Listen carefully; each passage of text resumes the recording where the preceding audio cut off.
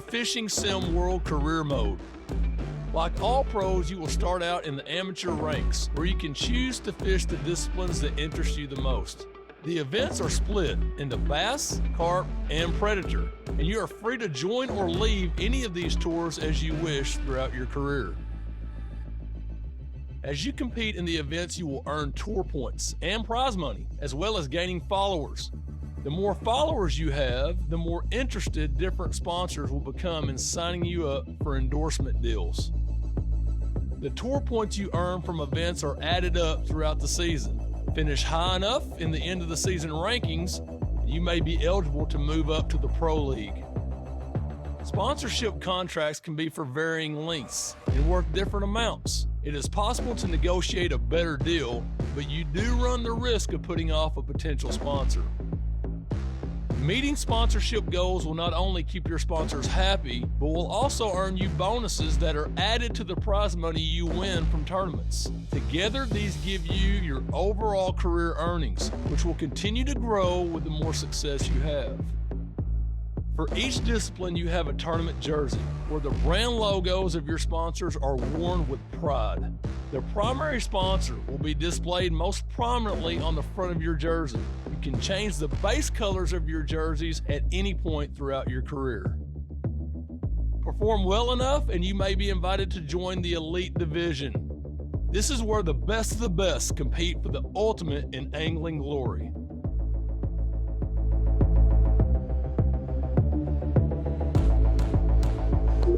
When fishing for carp, you should take your time to be observant of the water, looking for a fish tail such as bubbles rising to the surface or fish jumping out of the water. This will help to identify areas that you want to target.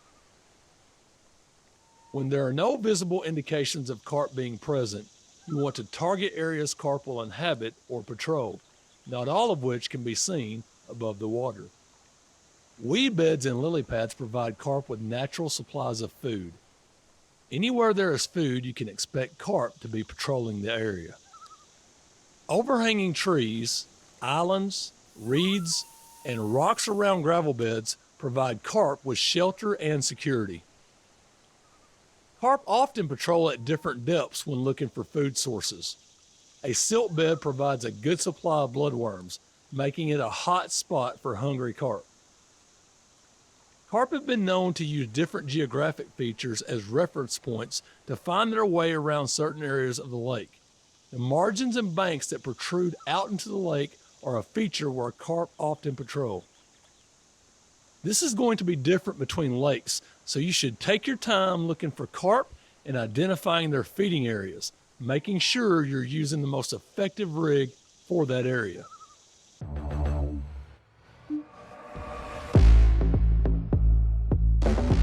When hunting for bass, you first want to locate structures.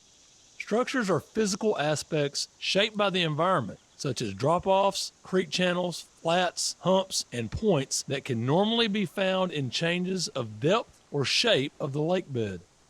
Bass will orientate themselves around structures and use them to navigate between points, so they're good to use when selecting your fishing spots.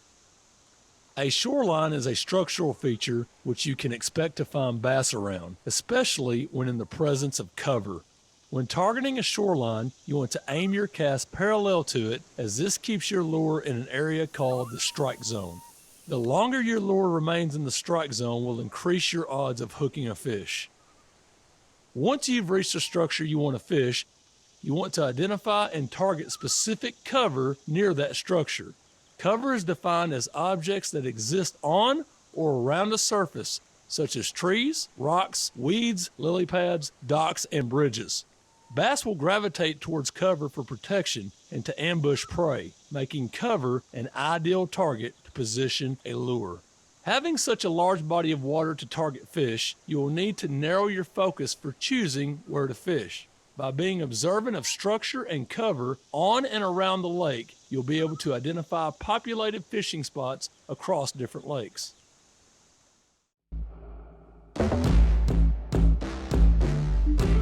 Your inventory is filled with all the equipment you currently own and can be accessed anywhere on the lake. A preset tackle box is comprised of 3 rods, and you can switch between saved tackle boxes or change an individual aspect of a rod setup. Select any equipment category which you desire to change. Each category is comprised of all compatible equipment options. Rods have dependencies with other equipment based on fishing style, so changing to certain rods will also change the dependent equipment. Each piece of equipment has its own unique stats. It's important to be aware of these stats to fish with the equipment effectively. Two of the most important to consider when selecting a lure are the depth and retrieval statistics. All rods will be reeled in when making tackle box changes, so ensure you're not at risk of losing a bite. An overhead cast is ideal for performing long-range casts. The cast power will start increasing once you begin casting. This line represents the furthest you can cast. You should aim to release the cast before this line depending on how far you want to cast. When you apply too much power to your cast, the power meter will go red. This will affect your casting distance and accuracy. This will start reeling in your line. While fishing, you can increase or decrease the rate your line is reeled in by adjusting your reel speed. You can switch between all your rods so long as you're within close proximity of your rod stand. You will want to use different casting styles based on the desired casting distance. You can switch between the casting methods anytime before committing to a cast. All casts are executed using the same control methods, whether you are using simple or total cast controls. If you claim a peg, you will be allowed to fish with 3 rods at the same time. Release the bell arm and hold the line when you are ready to start casting using total casting, but remember to keep the line held or the bait will drop. When you're ready to cast, draw the rod back over your shoulder while keeping the line held. In one quick compact movement, bring the rod forward and release the line. You want to aim to release the line when the rod is at around the 12 or 1 o'clock position to maximize your cast distance. When fighting a fish, you need to manage the tension on the line. Too low or too high, and you're in danger of losing the fish. The drag system can be adjusted to increase or decrease the resistance on the line. If you set the drag system to its maximum, the fish won't be able to pull line from the reel at all, but this will put more tension on your line. If you set it to its lowest setting, the fish will pull the line out easily and swim further away. This will put less tension on your line. Keep the pressure on and eventually the fish will tire out, making it easier to reel in. You can also increase or release pressure as well as guide the fish by moving the rod while reeling. This icon shows that the fish is exhausted and ready for netting. You will be rewarded with experience points based on the size and length of the species you catch. When you're ready, release the fish back in the water. When you cast out, the lure indicator will become visible. The retrieval is the type of action you perform to make a lure move through the water, but it's how you move the lure that can increase the chances of getting bites. The text will show what type of retrieve you are currently performing, and the indicator will change color to represent the effectiveness of your retrieve. Red indicates the least effective, and green the most optimal. The quality of your retrieval motion will affect your chances of hooking fish. The depth indicator shows the relative position of the lure in the water. Based on the lure stats, the crankbait is more effective at attracting fish while under a constant or stop-and-go retrieve. A constant retrieve is performed by constantly reeling in. How fast this crankbait is reeled in will impact the depth it dives to. Depth and retrieve quality are displayed and updated in real time based on your reel speed and rod movements. If you want to retrieve at lower depths, try increasing your reel speed. You're not going to get a bite on every retrieve, but to increase those chances, you want to keep casting out and retrieving. The longer your lure is in the water, the better chance you have of attracting a bite. This crankbait is effective using a stop and go retrieve. To perform a stop and go retrieval, reel in at a moderate speed and then stop briefly before reeling in again, then repeat. The lure indicator will provide feedback between multiple retrieves. Some lures are effective under multiple retrieval actions, which is indicated by the lure's stats. When you get a bite on a lure or float rig, you need to set the hook to ensure the fish cannot escape. Do this by performing a strike. The timing of the strike determines how well the hook is set in the fish's mouth. Setting the hook poorly will make it easier for the fish to escape. The quality of your strike is determined by the swiftness and direction of the strike action and timing after the fish bites. The better the strike quality, the less chance you have of losing the fish. With the hook set, it's time to reel in the fish.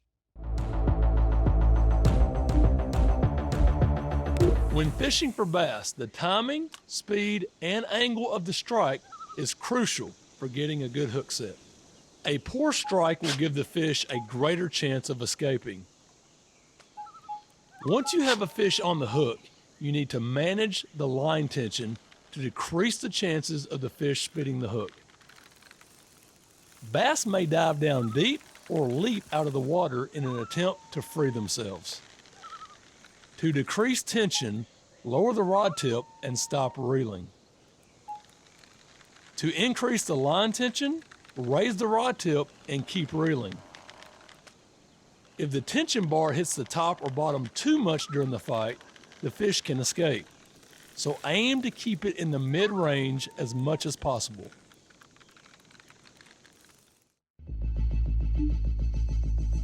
Your boat is also fitted with an electronic fish finder. This system allows you to see the depth of the lake bed and where fish are positioned both under and around your boat. The line at the bottom shows the depth and contour of the lake bed that you're traveling over, and the fish icons show a fish's location and depth.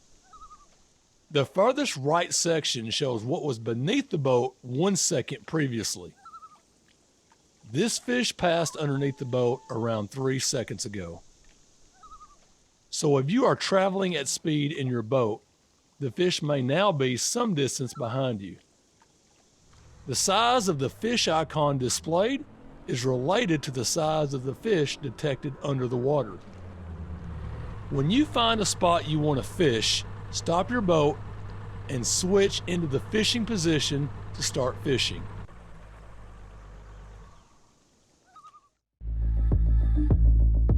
Once you get into a fishing position, there will be a button prompt that allows you to deploy the trolling motor. To start controlling the trolling motor, you need to hold down your adjustment button. With this button depressed, you can then adjust the speed and direction of the trolling motor. The display will change to show what the motor is currently set to.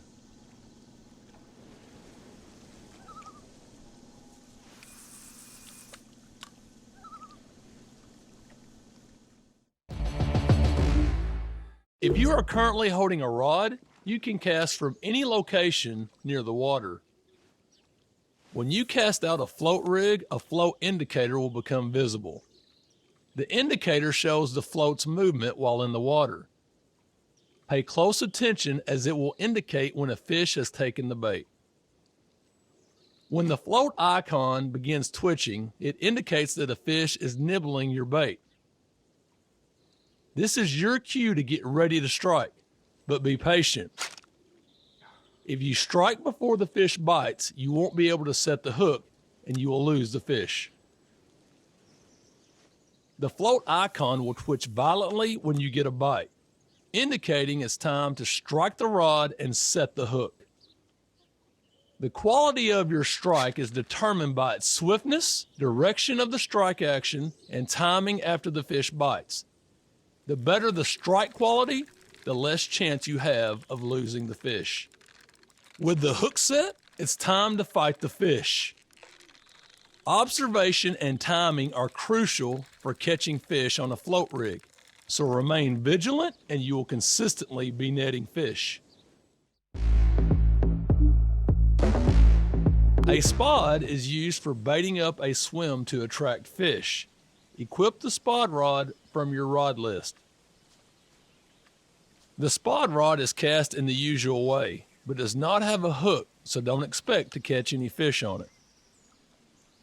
The spod is loaded with bait. Every time it lands in the water, it drops its bait, attracting fish to that area. You usually want to bait the same area a couple of times, which is where line clipping is most useful. The line clip limits the amount of line that is allowed off the reel when you cast. By setting the line clip, you'll hit the same maximum distance every time you cast.